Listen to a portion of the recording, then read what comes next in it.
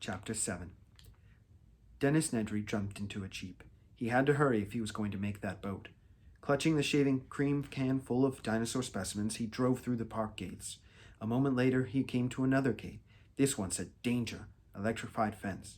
This door cannot be opened when fence is armed." But Nedry knew the fence was turned off. He reached over and pushed it open. Then he roared off toward the docks, driving deeper into the park. The rain beat against the jeep. It was coming down so hard, Nedry could barely see. He stepped on the gas. Time was running out. He had to get to the ship. 10 minutes passed. "I should have been there by now," Nedry muttered to himself. He checked his watch. When he looked up, he slammed on the brakes. There was a cement wall right in front of him. The jeep skidded off the road, landing in a muddy ditch. Nedry put it in reverse. The tires spun, but the car didn't move. He was stuck.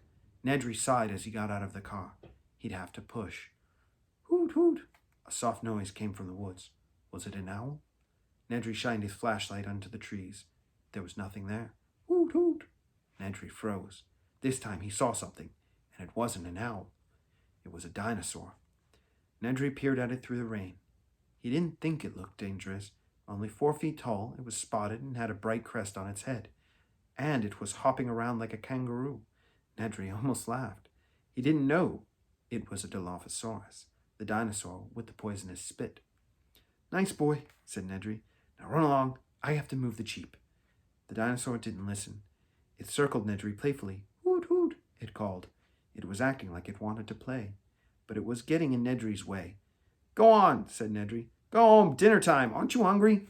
The dinosaur just stared at him. Nedry spied a stick on the ground. Picking it up, he shouted, "Fetch!" Then he tossed it behind a tree. The Dilophosaurus leaped behind the tree. But a second later, it was back. "Hoot!" it called, jumping right in front of Nedry. Nedry was so startled he fell backward. He didn't feel like laughing now. He was angry. "I said beat it!" Nedry picked up a rock and threw it at the dinosaur. The dinosaur hooted softly. It sounded sad, almost as if its feelings were hurt. Then it hopped away. Finally, Nedry set to work on the jeep. He almost had it out of the ditch when he heard the hooting again. The Dilophosaurus was standing a few feet away.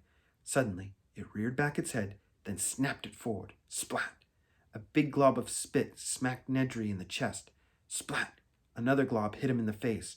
"Ah!" screamed Nedry. The first shot had just felt strange, but the spit that hit his face seeped into his eyes. Nedry felt a shooting pain there, an incredible shooting pain. A second passed, and Nedry realized he couldn't see. He was blind.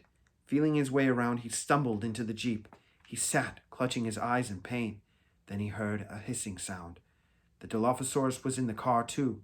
Nedry shrieked in horror, but no one could help him now.